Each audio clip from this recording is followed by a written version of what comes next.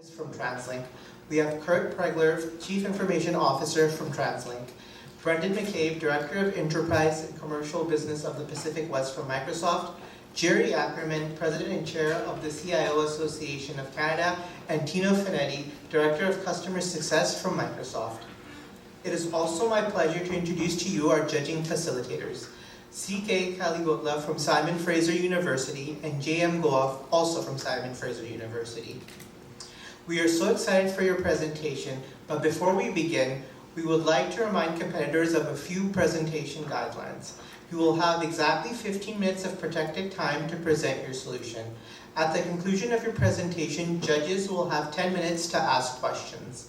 At the end of these periods, competitors and judges are not permitted to continue speaking, even if the time ends while they are in mid-sentence. An iPad will be used for the presentations in the Q&A period. You will be responsible for keeping track of your own time. Please note that competitors are not permitted to reveal their university, country, or city of origin during or after the presentation. And just as a gentle reminder to those in the audience, please remember to silence your cell phones. Thank you and all the best. Competitors, you may now begin your presentation whenever you are ready.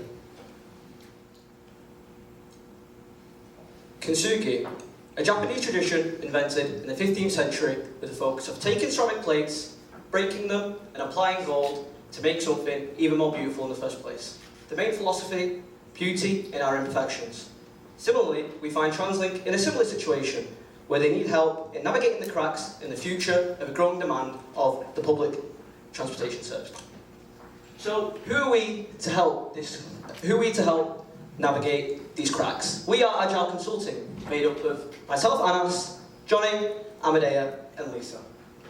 So, what is our goal? Our goal is to improve TransLink's infrastructure to support growing demand in service. How we do this? With the Otter Network, a three-stage solution: data integration, app functionality, and digital twin and analytics. So what is our goal benefits? 30 tons of CO2 reduction a year, 8% increase in overall service score, and a 7.8 million in MPV. How we do this is with a three-phase change management plan supported with technical infrastructure. Here is our agenda for today. Let's kick it off with a situational analysis. Thank you, Anna. So let's look into the typical user journey of a passenger out of TransLink's 233 million. At the start, as you can see, passengers often complain of being unable to clearly identify their transit routes. A survey released this year indicated a satisfaction score of 7.3, a decrease from 8 from last year. Then moving along the user journey, as you can see, there's overcrowding and delays, further indicating the dissatisfaction scores of customers. What does this mean exactly? Well, we would like to improve customer satisfaction rates and operational efficiency. How can we do this? Let's look at the value proposition. Looking into the value proposition, we want to aim into 4 of the key main values out of 7: sustainability, security, operational efficiency, and mobility.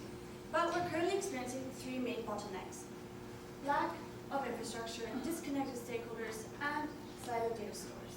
So what is our solution and how can we do this? Well, through the unified infrastructure to support demand. And this means we are moving from the factory to the strategic of the grid. And we are able to improve operational efficiency and strategic efficiency, ensuring that transit becomes the #1 public transportation system in Canada. And now I'll hand you over to Johnny. Thank you. So TransLink want to implement digital twins. However, there's 4 concerns that they have: predictive maintenance, operational efficiency, data monetization, and sustainability. But first, let's look at some global case studies to show the success and benefits of digital twins. The first one being Singapore, where the forefront country using a digital twin, where they have detailed 3D map to help with their transportation system. It's also helped them in sections such as urban planning, disaster management, and environmental monitoring. There's some benefits shown here. Then we have Boeing. They use digital twins for their aircraft production as well as their maintenance. The fact being that 80% reduction in assembly hours. So what are the key insights that we can draw from this? Well, there's money and time to be saved. The second being that the quality of service and production can go up as well. However, what we discovered is that to have good digital twin, you need good data. So a good data foundation is needed. An additional fact as well is that companies can lose up to an average annual number of up to 13 million. So how can we digitally transform TransLink, Amadea? That's a good question, Johnny. So now that we know where the cracks are, it's time to fill the cracks with gold. Now, this is the other network. It's a seamless solution which will integrate and connect the entirety of TransLink's systems. Now, it's based on 3 key strategies: data integration, digital analytics, digital twins, and analytics, and finally, the thing that puts everything together, the app. Now, let's look a bit into the data integration part. The data integration is essentially the foundation that all our future technologies will build on. It is about connecting the cloud to any of the TransLink's infrastructure using real-time data. How are we going to do this? We will update the infrastructure using different IoT devices. It includes telematics systems, LTE routers, and more. Once these devices are installed, we are able to transform real-time data into the system and into a data lake, where it will be processed using cloud internal services. Now, Anas, what else do we have? So now we have all of our data available in the data lake, we're able to actually make some products to be able to unlock some insights. First product is with our analytics and machine learnings, we're able to build dashboards so that TransLink employees can able to understand the data and what is going on. Some metrics that can be in the dashboard is, for example, vehicle health, station score, passenger score, and route score. Another product of our data is that we're able to build digital twins based off the current fleet that TransLink has. For example, potential use cases for the digital twins can be warning of potential specific events such as maintenance or route changes based off passenger information. Now, it's all good and I'll tell you this, but how will this look? Here is an example dashboard of the Otter Network Hub. So at the top here we have the different services, the ones that are active, inactive, and ones in maintenance. And here we have the digital twin of the bus fleet. We're able to look at the different scores that we've ranked under the metrics and suggested actions. Here we also have the map, which showcases different predictive analytics that are based off previous data, for example, an accident-prone area or a heavy footfall area. Now, the next solution is Transit Buddy, the all-in-one AI for TransLink employees. One of the key problems that TransLink made was external stakeholders such as city planners require access to, for example, some data. One example for a TransLink employee, instead of needing to chase the data team, they were able to query the chatbot for example, station reports, and they were able to send this data to city planners instead. Now, Johnny, walk us through the app functionality. Thank you, Anas. Well, first we actually have to understand the pain points that some customers can face. The first one being that there's many different apps, so they have to swipe back and forth if they're using a bike or a train. The second one is that some apps are blocked behind a paywall. The third being that some apps don't actually use real-time data, so this can be an inconvenience for some of our passengers, and as well as impacting our reputation. After doing some additional research, we also found out that TransLink is currently testing a RideLink app. So our solution can either be an integration or a standalone product. So then we have initial design, not finalized, of what our app could look like, where we implement all the services together, which would allow us to plan, book, as well as potential rerouting in case of any accidents or anything like that. If we click into the bus stop area, we can see as well some additive features where we link in with EVO as GPRS or bike sharing, which would then tackle the last mile problem that a lot of customers and passengers face. We can also see that in the journey, since our data is centralized, we can also see how services affect one another, so we have more real-time times for the passengers. But firstly, let's look into the architecture. So, it's all good and all having your applications and all of the AI and all that fancy stuff, but how will this actually look like within our infrastructure? So here we have a basic location model which shows all of the functions and where data goes in. So we have the Evo car data, the GBF data, and we have the Burnaby data center that TransLink owns. So I want to make it clear in our cloud section we have the number 3, which represents a cardinality of 3, which means we have 3 different cloud zones, so that means maintenance time is kept minimal and the system is upkept as much as possible. So zooming into this graph, think of this as just a flow diagram. Everything is going into the middle here, into our Azure data lakehouse, which will store structured data and unstructured data. So your CCTV data and your passenger information data. We have a variety of different data sources going in, so we have the Evo Cloud, the GBFS, and the data coming from the different transportation links with our IoT sensors. This data will be used in our different AI managers, so for example, we have the AI manager at the top, and our software manager into our digital twins, which will then feed back into the workstations of TransLink employees. Back to you, Johnny. So, as we can see, our solutions actually tackle the main concerns. For predictive analysis, our digital twin would help with equipment, via predicting equipment health, and then this would help us with demand forecasting.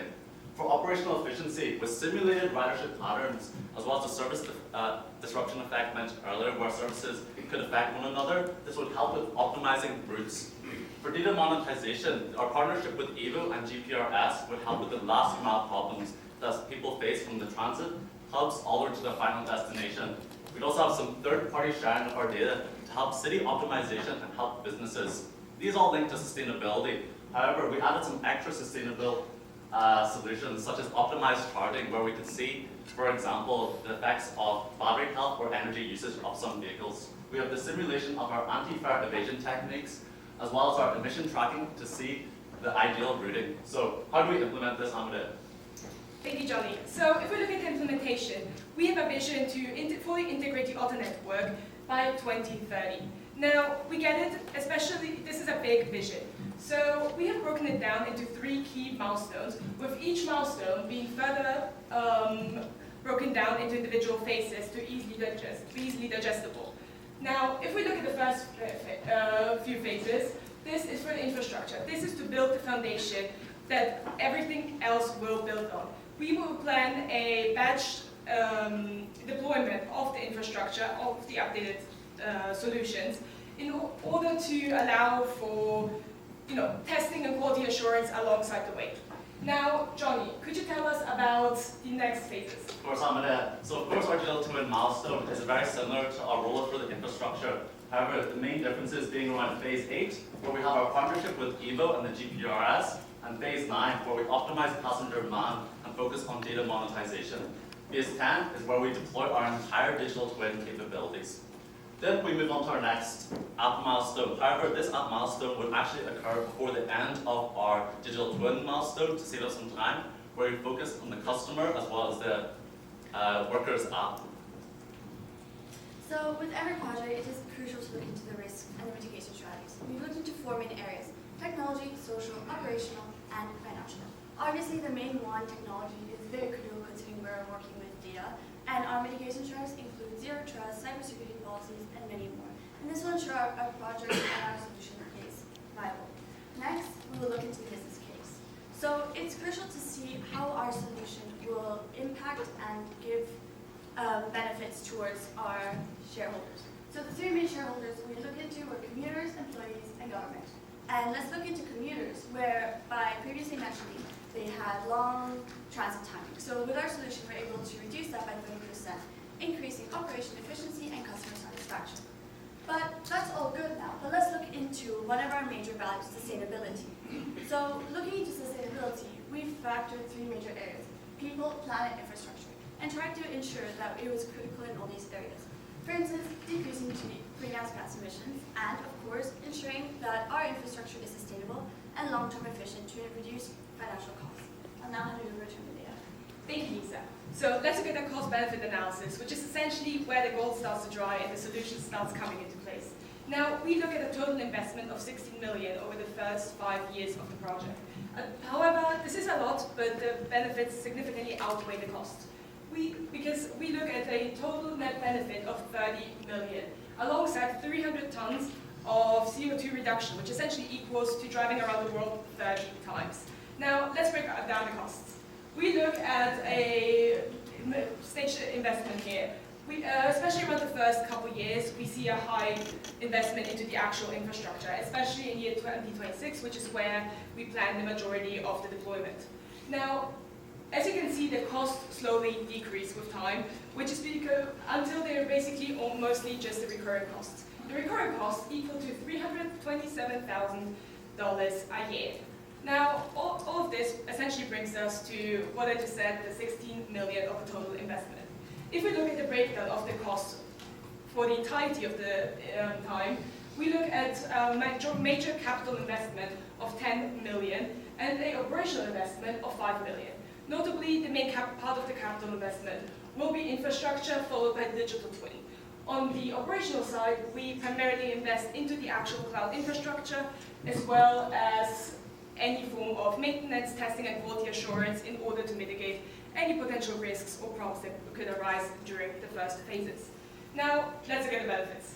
So, as you can see, we have a return on investment of 180%, a net present value of 7.8 million, and a payback period of 3.8 years. Now, as you can see, we essentially look at an almost exponential growth in benefits that we took from similar projects across the world. Now, the main benefit is cost savings due to the increased efficiency and predictive maintenance that our solution allows. Now, Anna, take it from here. So, to round off, our goal was to improve Translate's infrastructure to support growing demand and services. How we did this is with the Otter network, data integration, app functionality, digital twin, and analytics. Our goal benefits: 30 tonnes a year in CO2 reduction, 8% increase in overall service score, and an MPV of 7.8 million. Now, by applying Kintsugi, we've been able to apply Could Say Gold, or our solution, to the cracks to help fulfill Translate's goal of a better place to live under transportation excellence. Thank you very much for listening.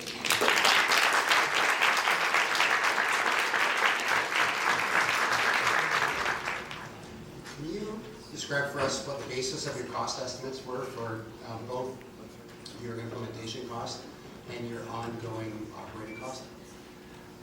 Yes, so for the operating costs, the basis were, specifically for the cloud, we estimated the amount of data that's going to be required to process, and we went to Azure and just looked at what the services that we would need for our cloud infrastructure, how much they cost. Now, for any other of the operational costs and majority of the capital investments, we're basically going with industry averages, while for the infrastructure, we're looking, okay, how many trains do they have, how many sensors do they have, and what is on the market and how much does it cost. I hope that answers the question. Is the assumption there that I see the lines around development don't have any, I'm not sure if I'm reading this right. This is built in-house, is that the assumption that Translink employees or direct contractors and consultants are going to help build the solution and do all the integrating directly? No, so the assumption is that we're going to bring in external consultants to be able to develop this. And where do those show up in the cost estimates? Which lines reflect that? So we are reflecting that those are already included in the cost of the development in general.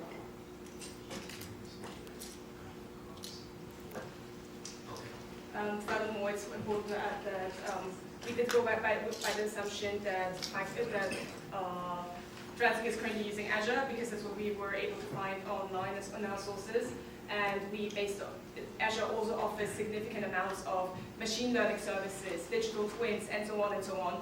And as this is already a solution that Translink uses, a lot of Azure services can be leveraged for the solution. I think we can all agree Azure's awesome. One other question, not related to Azure as much as it pains me. The third-party integration. Can you talk a little bit about that, integrating with the rideshare third parties and other similars? Is the idea that they are going to pay to have that integration or vice versa? What's the commercial arrangement in that? So the commercial arrangement with that is that your Evo and your rideshare, they'll give us, I'll give Translink API access, which will then go into the Azure Data Lakehouse. And the assumption that we made is that it would just be under a free basis because we're providing business for them and we're providing a service for them. And this has been also implemented in other countries with the same basis as that. And just to add on from what Anna said, we know that a lot of passengers actually suffer an issue with the last mile problem, which is basically after, for example, they get off their train, they still have to travel to a destination. So with the partnership with Evo and the bike sharing, we aim to tackle that as well. Can I just, kind of similar to that topic, would you envision like this Otter app being customer facing and internal facing, or is it more for, because what you just described is more of a customer facing solution, right? But so it's a both way facing solution. So the hub that we showed you before, the main dashboard, that's going to be for Translink employees. And then we also have the customer facing, which is the smartphone application that we showed you before.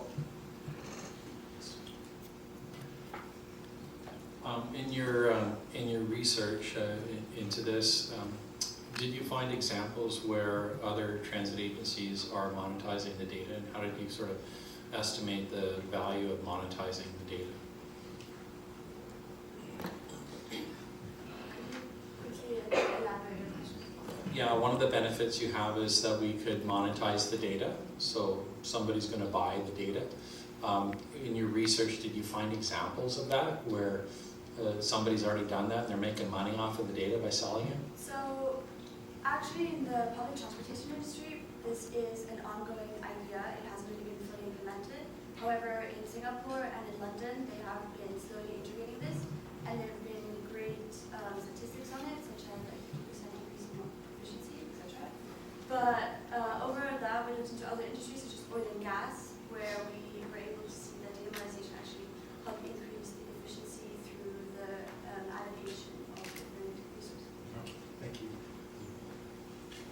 Did you have any thoughts around, and I don't know anything about the Singapore Transportation Network, I'll admit up front, but I'm going to assume it's bigger than Vancouver's. Did you have any thought around different markets and potentially there would be different returns? There might be less opportunity for as much gain in the Vancouver metro area as there are in Singapore or other large markets? When it comes to that, we have not only looked at Singapore, we have looked at different countries that have started implementing solutions. And for our calculations of the benefits, we kind of used the average a bit more on the lower side, mainly because, as you said, Singapore is significantly bigger. There's a significantly bigger opportunity for gains. So that's also where we have like more of a base case, best case scenario. For the base case, we went a bit on the lower side of the average. Best case, obviously, higher, and so on.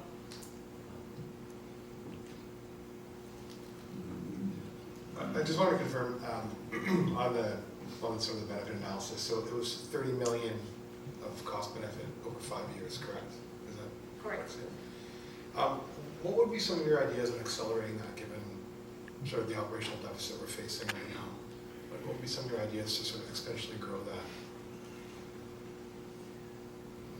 So of course, especially in the first year or two, the net benefits will probably be close to zero, mainly because we first need to actually roll out the infrastructure for it to show benefits. As you have seen, it was a exponential growth, so it's hard to say how this could be accelerated even more, other than the fact that you need to lay the foundation of the infrastructure first before you can actually get benefits out of it. Just to add on to that, it's just how quickly you can work with your cloud provider, really. All of this is based on the cloud. It's all cloud products, right? Yeah. So we need to work hand in hand with our cloud providers to be able to integrate this as soon as possible. Understood. Thank you. In order for TransLink to be successful in implementing and operating this, what are the critical capabilities that you feel we would have to either buy or develop within our organization? Not really buy and develop, but you could say a critical problem which needs to be confronted is actually getting Evo and your rideshare stakeholders on board. Because at the end of the day, we need access to their APIs, right? We need access to the data. So that's going to need to go through how many levels of approval to actually get that in the first place. So that's one main challenge that we need to confront. What about the capabilities that we ourselves have to have, though, like being able to, manage our finances, or being able to maintain our buses? Are there other critical capabilities around how we would manage this new operating model that would be created from the implementation of what you're proposing here? So mostly our operational capabilities, because another key challenge is the installation of IoT devices, right? So most of our data is going to come from IoT. We need to be able to implement that as quickly as possible. So that's why we are following our phased approach by pilot testing our IoT devices and the whole system on busy bus routes, busy sea ferries, and busy tree lines. So we're able to learn our lessons when we implemented this at a wider scale as well. So if your consulting firm is successful in leading this with TransLink, did you put any thought into packaging this whole thing up and selling it to other major cities in the world and building it in a way that it's that it can be replicated in other cities. And what's your thoughts on it? I totally agree. This could be easily packaged up in like a SaaS product and be sold to governments worldwide. A lot of governments are looking to improve their public transportation system, and this solution solves it perfectly. The research you've done on, you mentioned Singapore and London, is it mature enough to be able to say that, or are they still in pilot mode?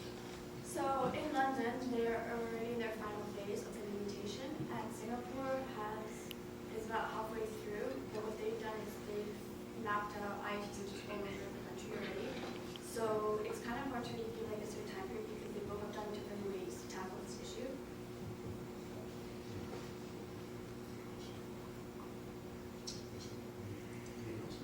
Yeah, 30 years. The Q&A time is now complete. Thank you to our competitors for your presentation and to our judges for your time and question. Competitors, you may now exit through the doors on my right. This now concludes the final presentations for CaseIT 2025. Judges.